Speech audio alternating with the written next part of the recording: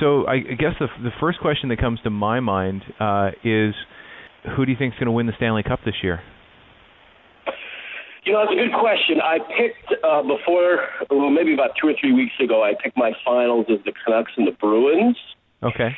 I'm still going to stick to it now, but I think the big question mark is if Crosby comes back and he's healthy and able to play. I mean, the Penguins look so good right now without him, Malkin, and Orpik.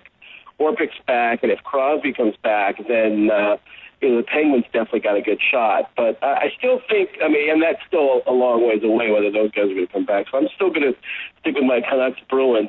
But, honestly, I think this year pretty much anybody that gets in has a reasonable chance of getting to the finals. So it could be anybody, really. Right. Do you spend a good deal of time watching and chatting about hockey? It seems like in terms of the metal world anyway, you're the go-to guy to talk to about hockey. Yeah, I'm my two obsessions are definitely metal and hockey. So yeah, I've got DirecTV set up. I've got a Canadian dish, so I can watch all the Canadian broadcasts. So yeah, I try to watch as much as I can. It's a little difficult when you're traveling and stuff, but at least, thank goodness for things like NHL on the fly and that good stuff, so I can always catch up and catch all the highlights, and then, the internet and everything. But yeah, I talk quite incessantly about it. If you follow me on Twitter, you'll see it's about half metal and about half hockey, so. I think the first week that I followed you on Twitter, I didn't see a single tweet about metal. It was all about hockey, and I thought, am I following the right guy? Yeah, I get into those tangents every once in a while. I'm trying to be better with that, so I can include a little bit of both. Well, you have to have a little bit of personal life. It can't be all business. Exactly.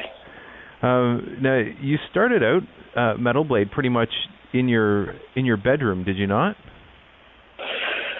Yeah, basically it was. I kind of started it from there, and I graduated to. We had a room behind my mom's house. It was just kind of I don't even know what it was, but just this room next to the garage, and so I kind of eventually made an office out of that and worked out of there for a couple of years in the very beginning as well.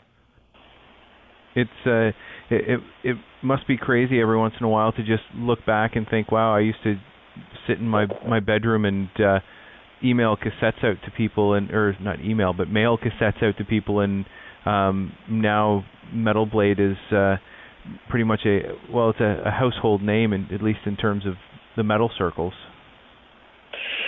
Yeah, there was so many of us that started out, back then that it when you have that chance to kind of sit back and reflect, it's definitely very crazy. Just to think, where we all kind of came from, and back then, the metal seemed so small, and I think that's why so many of us were really into it, and really passionate about it. It was so small, and we were desperate to prove that this music had had some legs to it. And look, none of us ever would have believed that it would ever become as big as it has, and. Yeah, it's pretty amazing. Just from a metal fan's perspective, I'm just happy that it's still going strong. This long into it. There's so many young kids that are really into it. It's great. Awesome. And do you find? Obviously, 30-ish years down the road, there's been a whole lot of changes that have happened in the, from everything from cassettes disappearing to.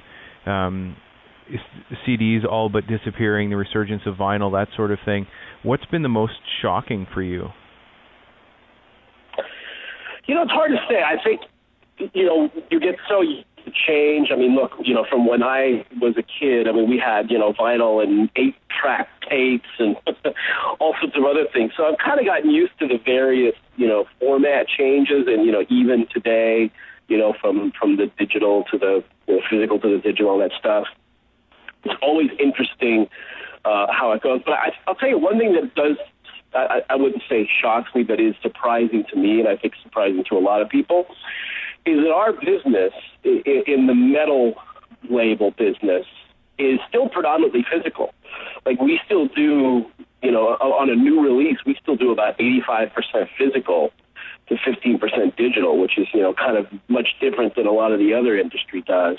And even some of our younger bands, like a band like, for example, Whitechapel, whose fan base is probably, 13 to 18 or 19, they're like 90% digital and, 90% physical and only 10% digital. So the young kids still want CDs. I think people still want to hold something tangible in their hands. So I don't think that the CD, at least in our world, is going to go away anytime soon.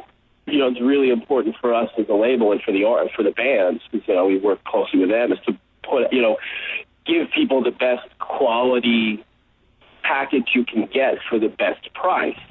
I think if you do that, then you're giving a good value for the money that kids are spending. I mean, look, I've always thought that was extremely important. So now that we kind of have more control over all that, we want to make that happen. I think that's that makes it special for the kids too, that they're getting something that's a good value too. Absolutely. I noticed this year that As I Lay Dying, for example, when their latest record came out, there were a whole lot of different options, including the ultimate fan package, where if you pre-ordered, you actually got your name in their in the liner notes and that sort of thing. Do you, as a label owner, do you have any sort of, or do you have a lot of say as to what goes on or what goes into the packages, that sort of thing? Oh, sure. We usually come up with stuff. In fact, that idea, I'm a huge fan of Coheed and Cambria, and I actually stole that idea from them because they put out this package called Never Ender, which was they performed all their albums in their entirety in a variety of cities, and they recorded one of them for a DVD, CD, this big massive box. And they did the same thing. They said if you pre-order the box, up to a certain time, we'll put your name in the liner notes. So I thought, hey, that's a good idea. And so we kind of borrowed that, I guess, from companies. But yeah, we sit down with the bands on every project and try to come up with some interesting things. And we always try to get the bands involved as to, what they, obviously anything that we do, they have to approve and have to be into as well. But we work pretty closely with them. And we'll come up with ideas, or the bands will come up with ideas, and we want to try to just do things interesting because that's the one good thing about being an independent label is we can pretty much do whatever we want. There's nobody telling us we can't do this or that. We can. It's a blank chalkboard almost. It's like, okay, what do we do? We can do anything we want. Let's do something interesting. Right. Awesome. And now, sort of on the same note, with people not really telling you what you can do, how much at this point in your career, how much say do you have over who comes to the label? Like, obviously, you've got people who work with you rather. Do you kind of trust their judgment now as to what bands will be signed to Metal Blade, or are you still really hands-on with the A&R part of things? Well, I'm still really hands-on with it, and anything that comes in, I ultimately have to approve. But, I definitely don't have enough time to really check out bands as much as I used to, so I rely on, a lot of other people on the staff to say, hey, this thing is pretty cool. But once that comes in, then it really is up to me to kind of decide, okay, whether or not I like it. But it's a big process now because it can't just be me. Like, I can't say, like, okay, I love this band and we're going to put it out no matter what. I've got to make sure that everybody on the staff likes it, because if I like something and they don't like it, then we have some problems. So it really, by the time something comes to us and gets signed to the label, it's kind of gone through a lot of different people's hands. But I still ultimately, just because I'm a control freak, I still want to have the final say on anything that gets signed to